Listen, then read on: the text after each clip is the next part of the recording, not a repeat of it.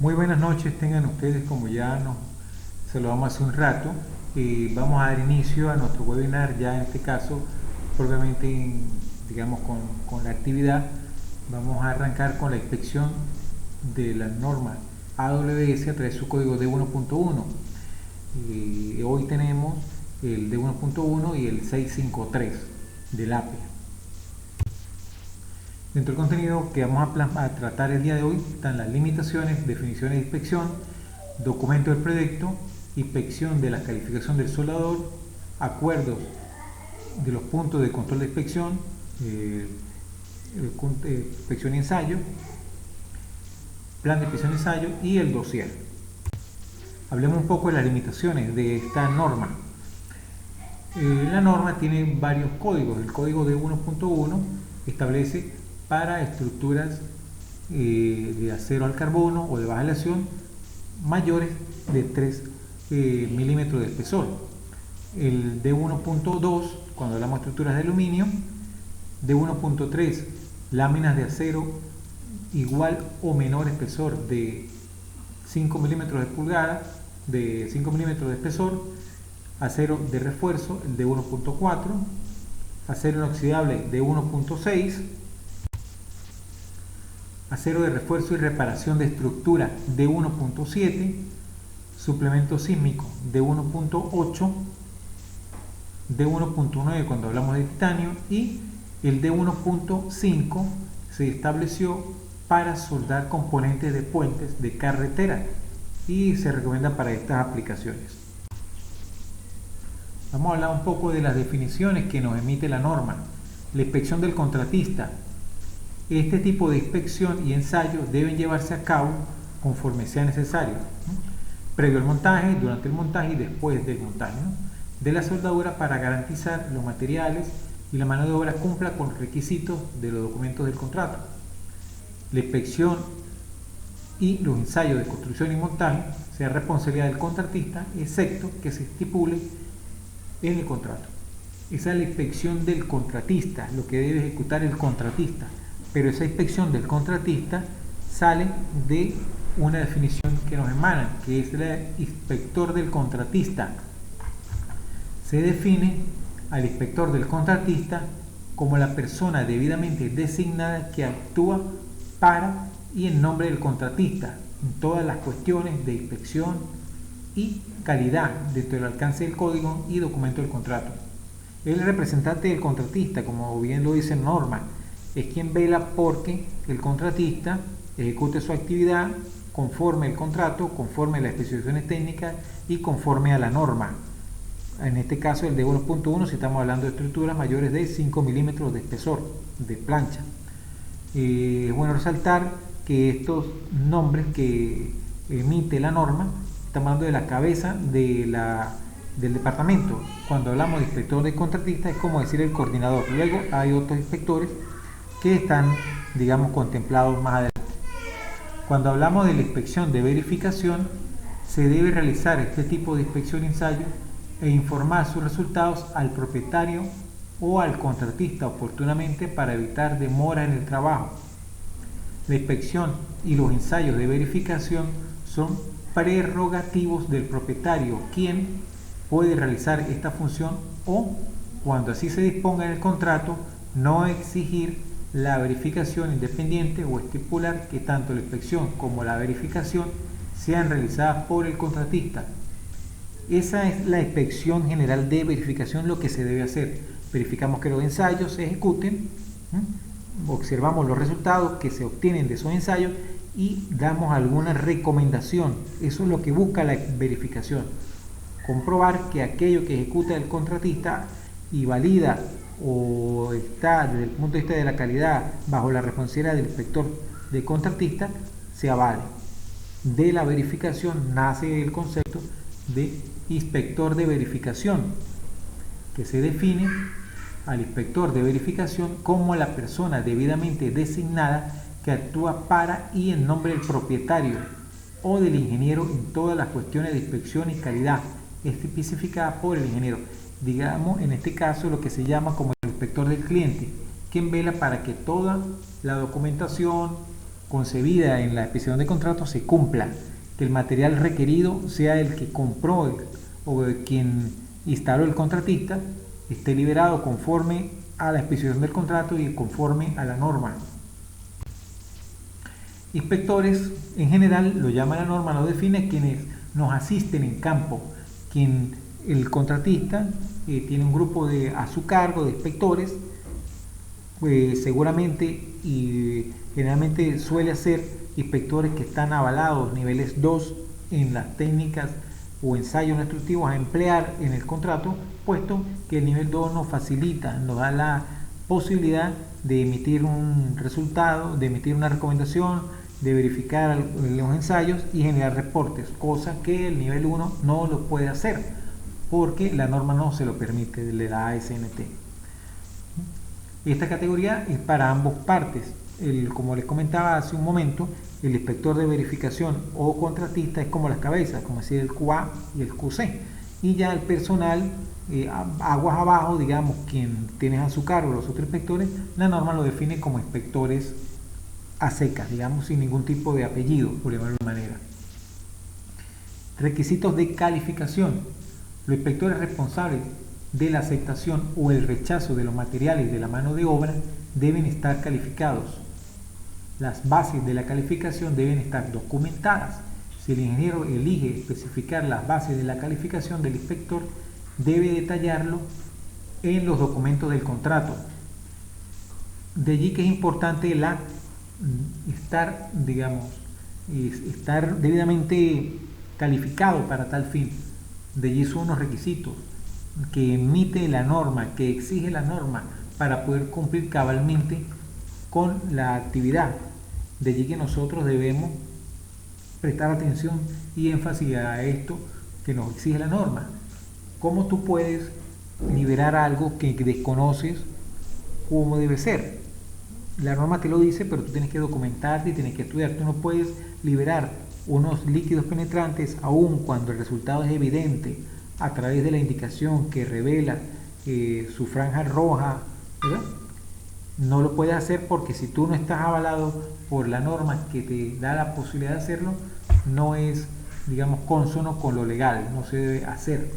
Cuando habla que el ingeniero debe especificar es porque en algunos contratos se requieren 5 inspectores, sin más. Sin embargo, eso va más allá, ¿no? El inspector debe estar previamente calificado para ejecutar la actividad, o sea, tener el conocimiento y el aval de alguien que le infiera el conocimiento necesario para tener con certeza una calificación. ¿Cómo puedes tú verificar, por ejemplo, si es un socavado o si es una porosidad? ¿Cómo se puede reparar si no tienes el conocimiento? Hay que tener calificado. Rechazar un material se refiere a cuando tú haces la recepción de materiales y te llegan unas planchas que están con su certificado de calidad, sin embargo no es el material requerido por parte del cliente en sus documentos, en su especificación técnica, el cual debe ser objeto de rechazo siempre y cuando no sea un símil, llámese símil, aquel material cuya composición química es igual a la requerida en un contrato. De allí que es importante la calificación por parte nuestra, ser una persona debidamente documentada para tal fin.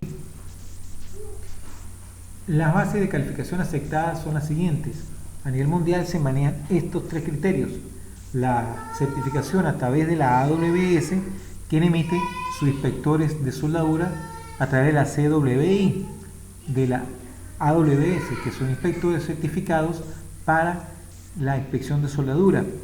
También la Oficina Canadiense de Soldadura a través de la CWB, también varios inspectores de soldadura. Y la más común en el mundo entero es una persona que por su capacitación o experiencia, o ambas, en cuanto a inspección, construcción y ensayos de materiales, sea competente para realizar la inspección del trabajo. Es lo que generalmente se suele hacer, puesto que estas certificaciones de CWI o CWB son, además de costosas, pues no tienen mucho objeto en campo contratar un CWI para una estructura, puesto que su conocimiento es muy importante, muy valioso. Sin embargo, estamos empleando a una persona cuando se va a ese trabajo, ¿no? Generalmente ellos se emplean para más labores de generación de procedimientos, generación de procedimientos de soldadura, homologaciones, ese tipo de cosas, más que la inspección propiamente en campo, ¿no? Algunas tuberías, algunos recipientes utilizan CWI por el, digamos, compromiso y requerimiento que probablemente pide el contrato, ¿no? Que estipula específicamente inspector CWI. De otra manera, cualquier inspector, cualquier persona con cierta experiencia y pericia puede ocupar el cargo perfectamente de inspector. Dentro de los requisitos que pide para la calificación de un soldador a través de la norma, además de su condición física que le favorezca y le permita realizar las actividades, está el examen de la vista, que todos los inspectores y asistentes deben comprobarlo, deben tenerlo, ya sea con lentes o sin ellos, correctivos, comprobar su agudeza visual. Para ello se requiere realizar la prueba con un Jagger J2 a una distancia de 12 a 17 pulgadas, ¿no? Es una evaluación que se ventila a realizar para garantizar que la inspección visual realizada por el inspector sea valedera, realmente pueda observar y detallar cualquier desperfecto o defecto generado a través de la discontinuidad y poder corregirla a tiempo. Vale destacar que el examen de la vista de todo el personal de inspección debe ser solicitado cada 3 años para, digamos, ser consono con la norma y corregir en caso tal que a través del tiempo se vaya perdiendo la agudeza visual, ¿no? Tengamos presente esto. En campo es muy importante porque no solamente, aun cuando esta norma nos habla bastante de la soldadura, pues nosotros también verificamos lo que son juntas apernadas, verticalidad, pintura, limpieza, tornillería en general, y debemos tener una buena agudeza o agudeza aceptable para poder realizar esas actividades. Documentos del proyecto. Nos emite la norma. El inspector debe recibir los planos completos, detallados, que muestran el tamaño, la longitud, el tipo y la ubicación de todas las soldaduras que se deben realizar. Mucho cuidado con esto, de allí nuestra capacitación. Debemos ser capaces de leer planos isométricos de soldadura y simbología. De allí una reflexión que siempre hago. No debemos aprendernos esto de memoria porque no es necesario. Es necesario contar con la información en un sitio donde podamos consultarla, donde antes de ir a campo estemos perfectamente claros de lo que vamos a ir a observar, tengamos el plano a mano. Si tenemos alguna duda con la nomenclatura utilizada en soldadura, se consulte y se puede ir a campo y precisamente inspeccionar, validar y corregir, de ser necesario, alguna soldadura que no esté acorde a la especificación del contrato, a la especificación técnica.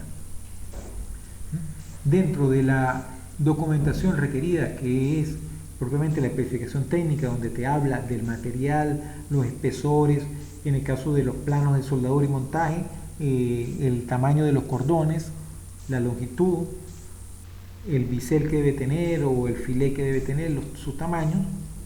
También debemos contar con la norma. ¿Por qué? Porque la norma es nuestro documento inicial, nuestro documento cero, es con el cual nosotros medimos el resto de actividades. Tengan presente lo siguiente, por favor, compañeros, que la norma es nosotros trabajamos para la norma, para hacerla cumplir, ¿sí? Al fin del día debemos hacer cumplir la norma con nuestra tolerancia que nuestro día a día nos va dando. Por ejemplo, si un filé te dice que debe ser en el plano de 5, altura del filé, y tú midiendo te da 4, o sea, tú no vas a bajar un cordón porque no es 5 exactamente, o porque es 6, pero si es 10, si es 2, obviamente, pues debe corregirse, ¿no?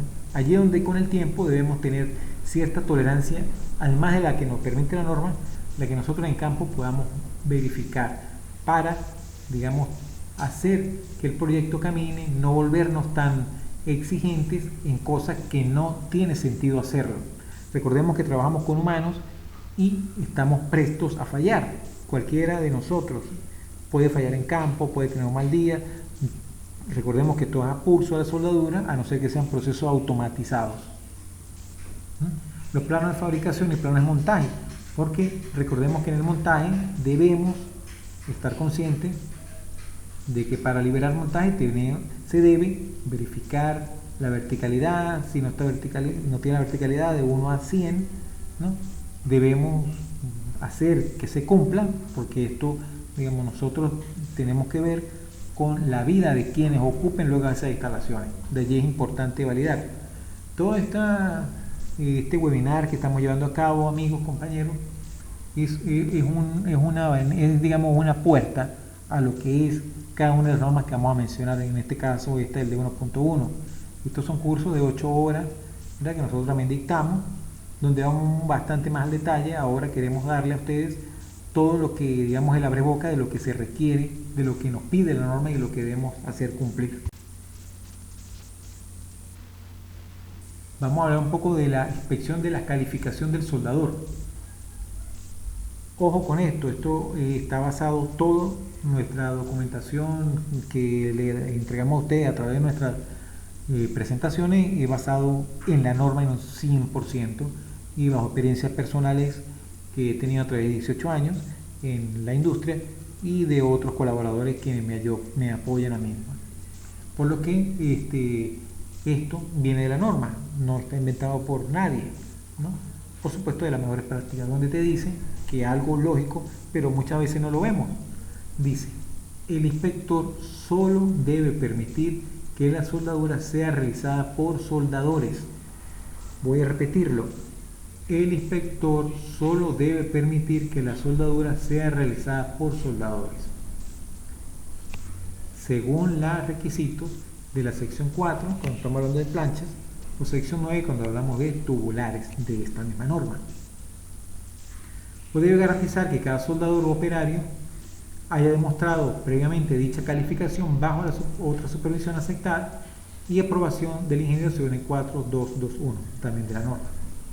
Es importante resaltar esto porque en campo estamos todos quizás cansados de ver cuando llaman a la persona: no, aquel está pintando, pero él antes también era soldador, lo que pasa es que no suelda porque se cayó en escalera, y ponen a la persona a soldar. ¿Entiendes? Es contraproducente porque primero estamos violentando la norma, porque no tiene ninguna documentación que avale que sea soldador la persona. Puede ser tu hermano, puede ser tu papá, estoy poniendo casos extremos, ¿no? Pero si no está la persona homologado y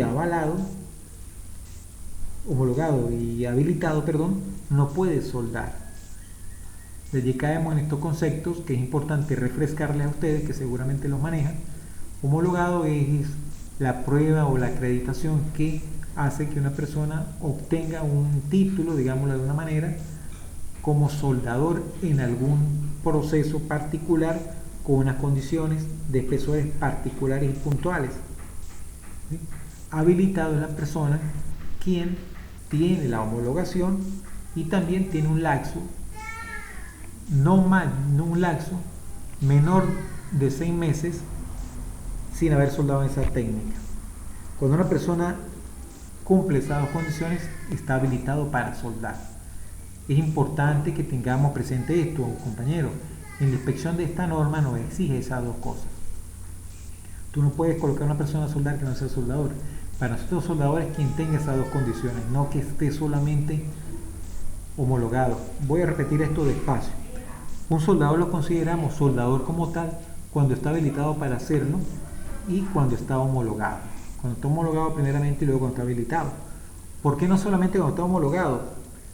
Porque tú puedes estar homologado, pero si no tienes la habilidad, la habilitación para hacerlo, tú no puedes soldar, por lo que no funciona como soldador, por lo que no eres soldador para ese proyecto en particular. No quiero decir con esto que ya se le borró. Tú me puedes decir: no, Osman, pero entonces si yo tengo 40 años soldando y porque dejé 6 meses de soldar, ya no soy soldador. No, estoy diciendo que no eres un soldador habilitado para ese contrato, por lo que no trabajarás como soldador allí. es lo que quiero dar a entender. Por favor tengan precaución con esto porque es importante. Nosotros como inspectores, dentro de nuestras digamos, consideraciones, dentro de nuestra actividad, dentro de nuestro compromiso y nuestro trabajo, es garantizar que las especificaciones del contrato se cumplan, ¿verdad? Garantizar que los trabajos se ejecuten con la mayor calidad en el menor tiempo posible. Para que eso ocurra, tenemos que tener el personal idóneo para eso. Y un personal idóneo es aquel que cumpla con las condiciones de la norma. No es un primo, no es un hermano, no es el cuñado que vamos a conseguir el trabajo, no. Es la persona que tenga las capacidades para hacerlo, porque está en juicio nuestro trabajo, nuestro profesionalismo. Mucho cuidado, por favor, tengan precaución con esto, porque de verdad, no solo en este de 1.1, en cualquier norma, esto es un punto de honor. ¿Qué dice la sección 4? Dice, la calificación del soldador o operador de soldadura, según se especifica en este código, debe considerarse de efecto indefinido a menos que, hay dos razones. La primera, el soldador no realice un proceso de soldadura para que el soldador o operario esté calificado durante un periodo mayor de 6 meses. Si tú tienes 6 meses, más de 6 meses sin soldar en ese proceso de soldadura, ya no estás habilitado, que es lo que estamos conversando, ya no puedes soldar. O si existe alguna razón específica para cuestionar la capacidad del soldador o operario. Eso es cuando hay algo que en campo, cuando tú estás en campo, considera de que está un poco, digamos, está cuestionable su habilidad. Esto es cuando tú te das cuenta de que estás soldando unas cartelas, alguna viga, alguna columna, perdón. Unas personas, unos soldadores sueldan 5 o 6 en un día y esta persona suelda 2. Te tiene que llamar la atención y verificar qué pasa, si está quemando mucho electrodo, o si está haciendo muchas perforaciones, si está socavando demasiado el material. Ahí es cuestionable su habilidad. Ahí tú detienes a la persona y vamos a hacerle unas evaluaciones para poder darle continuidad a él en el trabajo. Entre ellas tenemos repetición del ensayo según la sección del punto 2.4.24. Cuando un soldador, operador de soldadura o soldador de punteado no pasa una prueba de calificación, o si existe una razón específica para cuestionar sus capacidades o ha caducado su periodo de vigencia, se debe aplicar lo siguiente. Primero, repetición inmediata del ensayo. Se puede realizar una repetición inmediata del ensayo que consiste en 2 soldaduras de cada tipo y posición en la que el soldador haya fallado. Tú le realizas 2 pruebas con hacer 2 espécimen, como lo llama la norma, 2 probetas, donde tú le hagas una prueba a la persona para verificar inmediatamente, repetir el ensayo, ¿no? Repetición del ensayo después de la capacitación o práctica adicional. Es posible realizar una repetición del ensayo siempre que haya evidencia de que el soldador o el operario de soldadura haya tenido capacitación o práctica adicional. Se debe realizar una repetición completa del ensayo. O sea, tú puedes, después de la capacitación, después tú le explicas cómo debe él mantener el arco, que debe ser ascendente, que el rango de amperaje y de voltaje está definido en su WPS, que es su procedimiento de soldadura, que en ese rango él debe moverse. Después de todo ello se le realiza la prueba para verificar una prueba completa con su doblez de cara, doblez de raíz, según lo que aplique. Cuando hablo de según lo aplique, depende si estamos hablando de un filé o si estamos hablando de un bisel. Repetición del ensayo después de transcurrido el periodo de efectividad de la calificación. Cuando haya transcurrido el periodo de vigencia de calificación del soldador u operador de soldadura, se exigirá un ensayo de recalificación. Los soldadores tienen la opción de utilizar un espesor de 3/8 pulgadas para calificar en cualquier espesor de soldadura mayor o igual a 1/8, o sea 3 milímetros, que es lo que nos emite la norma del D1.1. Califica soldadores a partir de 3 milímetros hacia adelante. Excepción: falla en la repetición de la recalificación. Ya una vez que la persona se repite la calificación y la falla, ya pierde su recalificación porque ya no fue aprobada, pues su recalificación, eso te lo dice la norma. Generalmente nosotros en campo no recalificamos, no hacemos porque buscamos ya en una obra el soldador propiamente dicho. Generalmente se hace es cuando está cuestionada su habilidad, ¿no? Porque si tú tienes un soldador que venció su homologación y si no está habilitado, pues no tiene sentido contratarlo. Limpieza durante el proceso de soldadura. Es importante que nosotros como inspectores verifiquemos la limpieza previa a los cordones del bisel para evitar uno de los defectos que ustedes conocen como es la incrustación. Algunos llaman incrustación de escoria, pero no necesariamente escoria, es cualquier otro elemento ajeno a la soldadura. Se debe limpiar con cepillo y se debe eliminar todo. Algunas personas eliminan todo esto, utilizan el esmeril de 4,5 o baby, como le dicen en Perú, para eliminar, digamos, cualquier restos y mejorar el bisel cuando sea necesario, ¿no? ¿Sí? Este requisito debe aplicar no solo a las capas sucesivas, se debe eliminar todo, sino también a los cordones sucesivos, al área de cráter que reanude después de la soldadura. También les quiero traer el siguiente tips, que es que nosotros debemos, por las mejores prácticas, nos pide realizar líquidos penetrantes al primer pase o pase de raíz, como se le conoce, para buscar agrietamiento en ese primer pase, siendo uno de los pases más críticos de la soldadura, el pase raíz, porque buscamos la penetración completa allí, ¿no? Se le hace líquidos penetrantes, se limpia y se hace luego al último pase o pase de acabado. También se le suele hacer líquidos penetrantes, pero en mayor, digamos, de hacer uno o el otro, preferiblemente en el pase de raíz. Por favor, tomen esa nota, tengan precaución de eso, porque allí es donde es más importante para nosotros ir, digamos, eliminando algún tipo de cosas, de defectos que pueden estar presentes. Soldadura, limpieza de soldadura completa. Nosotros tenemos que entregar la soldadura limpia de salpicaduras, limpias de escoria o cualquier elemento ajeno a la soldadura antes de aplicar la pintura. No podemos aplicar pintura, obviamente, hasta que no esté liberada la soldadura, con los ensayos instructivos a ejecutarse.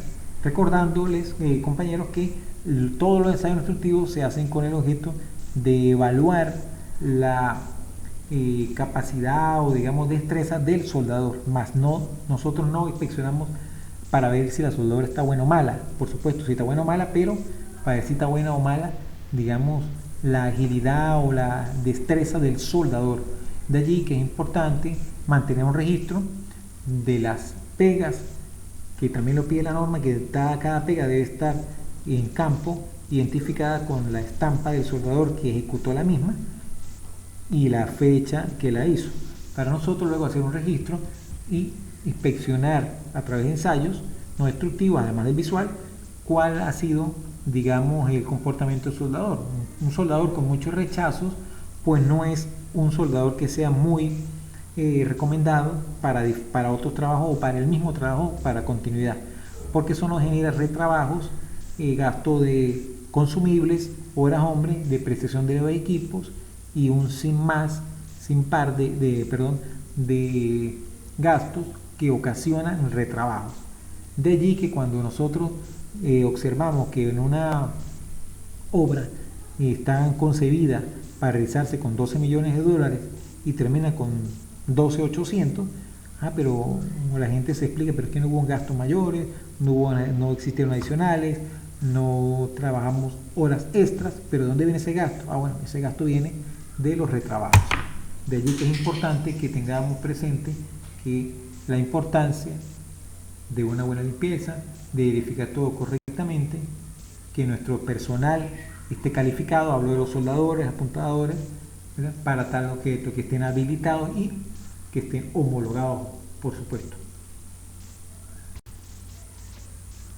Los procedimientos de soldadura, les explico que, digamos, es responsabilidad del contratista el tenerlos, el realizarlos, el 90% de los procedimientos de soldadura de 1.1 están precalificados hoy en día, después de 400 años de industria en el mundo.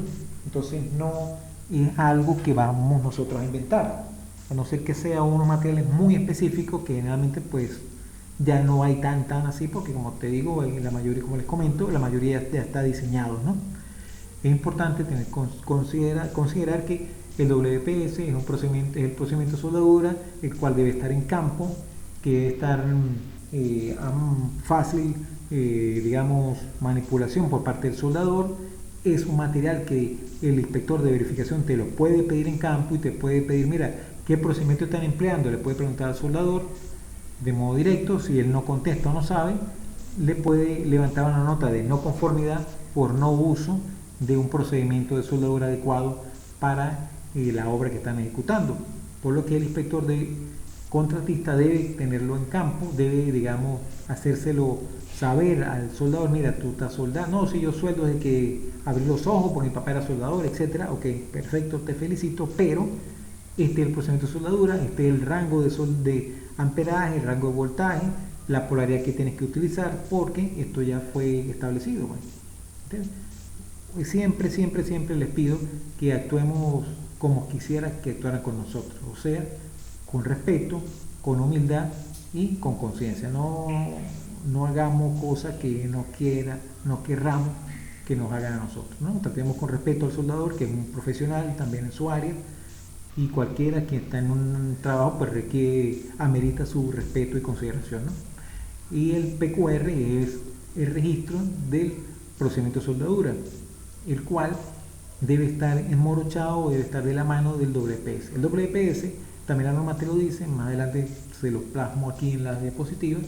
El WPS puede ser de un tercero o de una tercera empresa. Tú tienes tu empresa, en el ejemplo, tú estás trabajando, pero tú no has trabajado con esos materiales y necesitas un WPS para ello.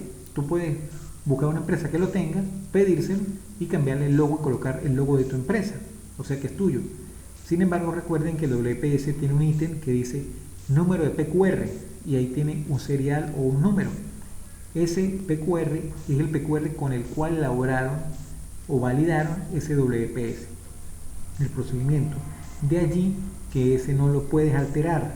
Si tu empresa se llama José y tú prestaste el procedimiento soldador a Pedro, bueno, el PQR debe ser el mismo que tiene Pedro, una copia obviamente, pero no puedes cambiarle el nombre de Pedro por José, porque estaría haciendo otro PQR y ahí sí tienes que hacer las pruebas y tienes que utilizar un CWI para que te avale y te firme todo esto de documentación. Es importante tener en consideración y conocimiento de ello, ¿no?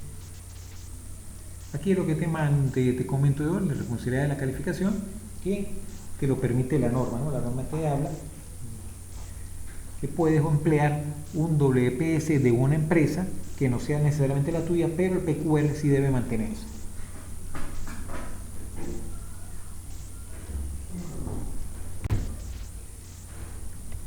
Vamos a hablar un poquito de lo que son los puntos de acuerdo, acuerdo de puntos de control de inspección en el proceso de fabricación de montaje. Es importante que iniciando cualquier trabajo con esta norma, cualquier otra norma, es muy importante la reunión de homólogos, llámese homólogo entre inspectores, entre departamentos, para establecer acuerdos que en campo se lleven a cabo, que en campo se puedan llevar y no existir de algún tipo de discordia, porque yo conozco más la norma, que tú la conoces menos, que yo aplico así, que yo aplico asado. No. Desde el principio se deben llevar un mismo tipo de trabajo. Dentro de los puntos de acuerdo, pues tenemos que verificar lo que es la inspección de los trabajos, registro, tamaño, longitud, ubicación, eso no lo pide la norma, pero a través de acuerdos se establece, ¿sí? Y el tamaño que vamos a garantizar con la tolerancia que vamos a permitir, lo que les comentaba hace un rato.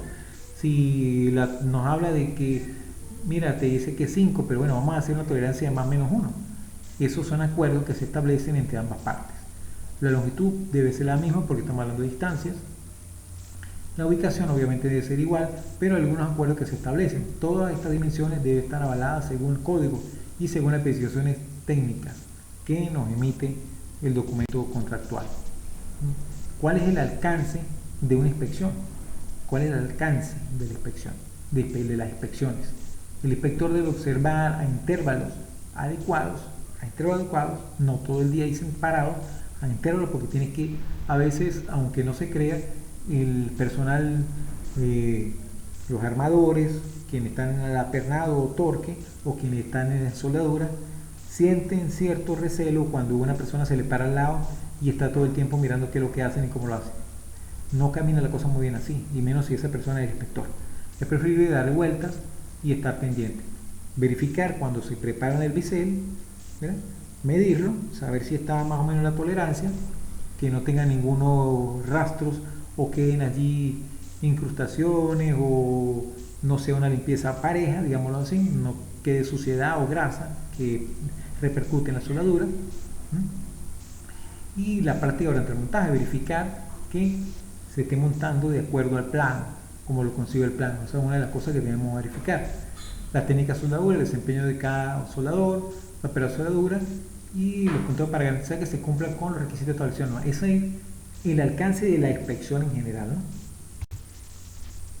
Ahora, el alcance de la inspección, ¿no? El inspector debe examinar el trabajo para garantizar que cumpla con el registro de este código. Es posible utilizar otro criterio de aceptación que debe estar por encima de la norma, no que por debajo. Diferente a lo escrito en este, deben estar aprobados por el ingeniero. El tamaño y el contorno de la soldadura deben medirse con calibre adecuado. Ya utilizamos instrumentos de medición como galgas, por ejemplo, o regletas, o reglas también se emplean. La inspección visual de la grieta y otra discontinuidad de la soldadura y el metal base deben hacerse con suficiente luz fuerte, como habla la norma, de 500 mils luz en adelante, ¿no? Mil finalmente se emplea, ¿no? U otros dispositivos que puedan ayudar. Identificación de las inspecciones realizadas por el inspector. Nosotros debemos en campo inscribir o validar a través de una liberación o a través de un rechazo, marcar, hacer un registro fotográfico y guardarlas, documentarlas, porque de allí nosotros dejamos un registro de las actividades realizadas. Tú debes colocar, la norma no permite troquelar, pero sí identificarla con un marca metal, con una tiza fabricador, porque luego nosotros tenemos que, si hubo una reparación, luego liberar esa reparación. Allí tenemos que plasmar, reparar y marcamos lo que consideramos que esté malo. Esa es nuestra actividad en campo, remarcar. Les pido que siempre vayan temprano a campo. Por supuesto, apenas el hombre llegó, pues no van a ver nada, ¿no? Tienen que darle chance, pero me refiero a que no vayan a las 11 de la mañana cuando ya se comieron la mitad del día. 9 de la mañana, si empiezan a las 7 y a las 9 ya hay un trabajo que se está ejecutando, que se ejecutó, y ustedes pueden, digamos, hablar con el soldador en caso que sea el inspector de contratista para que haga los correctivos necesarios. La normativa de mantenimiento de registro, que no es más que el dossier, que ahorita se lo plasmo, es lo mismo, ¿verdad? Donde tenemos que almacenar toda la información que nos genera nuestro plan de inspección y ensayo, el cual le voy a pasar una copia de un plan de inspección y ensayo que verifique para una empresa para la cual yo estaba inspeccionando estaba como inspector de verificación parte del cliente para esa empresa. Entonces de allí pueden notar la serie de registros que se emiten para poder luego guardarlos, almacenarlos y tenerlos en nuestro dossier, que finalmente se llama, ¿no? El mantenimiento de registro es probablemente el dossier, ¿no? Donde tendrán los registros de todas las inspecciones realizadas con su liberación, donde tendrán todas las calificación de los soldadores, donde tendrán también allí los certificados de calibración de los instrumentos empleados, la certificado de calidad de todos los materiales empleados también y su respectiva acreditación de su personal de inspección. Es importante tener esto a mano, puesto que el dossier, que es donde mantenemos nuestros registros, son documentos auditables y son, digamos, por eso tú puedes puedes liberarte de algún problema que te pueda venir encima por no haber realizado una inspección. Allí te habla de lo que debemos tener, lo que llamamos el dossier, que son los registros. El inspector debe guardar en un registro de la calificación de todos los soldadores, operarios de soldadura, todas las calificaciones de WPS y otros ensayos realizados y cualquier otra información requerida. Este es el tópico que les traíamos hoy relacionado con el de 1.1. Hay bastante información que debe de digerirse. Esto es un documento. Esto de la parte de la inspección, si hablamos de fabricación y montaje y diseño, pues bastante más amplio. Esto es lo que les traje para que ustedes hagan una idea de lo que es un inspector y cómo se inspecciona esos elementos. Recordándoles, verificamos a través para el ensayo, inicialmente con la recepción de materiales, verificamos que las planchas cumplan con las especificaciones del contrato, que estén libres de abolladuras, golpes y cualquier otro desperfecto físico, además que cumplan con su certificado de calidad tal cual el material se requiere en la obra. Hacemos recepción de consumibles, que también tienen su certificado de calidad, recepción de equipos, de instrumentos de medición con sus respectivos certificados de calibración, al igual que el certificado de calibración del instrumento que utilizaron como patrón, también lo requerimos. Hacemos la recepción de todos los materiales y empezamos con el proceso de fabricación, donde inicialmente hacemos registros de la inspección visual de apuntalado, de dimensionado, donde validamos que están instaladas las cartelas donde deben ser a través de registros, de formatos. Luego que se está instalado, apuntalado, pasamos al proceso de soldadura, donde a través de inspección visual liberamos por inspección visual y luego hacemos otros registros de los diferentes ensayos según el porcentaje que se consigan a través de nuestra reunión con nuestro homólogo o en el contrato nos lo pidan. Luego pasamos lo que es la limpieza de las superficies, ¿sí? A través de algún método abrasivo para tal fin, midiendo perfil de anclaje. Luego hablamos de lo que es la pintura, donde tenemos que verificar los mils que nos pide la pintura. Tenemos obviamente tener certificado de calidad a través de la recepción de materiales de la pintura, pues tenemos el certificado de calidad de esa pintura. Luego pasamos a lo que es el montaje. En el montaje verificamos la verticalidad, verificamos la tornillería, que si es grado B7, grado B8, que son aquellos que se emplean para torque, que aceptan torque, el libraje del torque. Recordando que el torque, hay 3 pases de torque, 30, 60 y el 100% de la presión a emplear. Se hacen 3 pases, verificamos el torqueado y verticalidad para finalmente puedes entregar la obra. Eso es lo que es la inspección de 1.1 de la AWS a través de su código de 1.1 de estructura. Seguidamente pasaremos a explicar lo concerniente a otras normas y así vamos caminando. Estamos abiertos, por supuesto, como inicialmente les comentaba, cualquier duda, interrogante, cualquier cuestionamiento, la norma es muy amplia, hay muchas cosas para debatir, pero son cursos que nos llevan 8 horas, ¿no? Le estamos dando, digamos, un punto para que ustedes tengan una abrebocas y entiendan de qué se trata. Seguidamente continuamos con el API 653.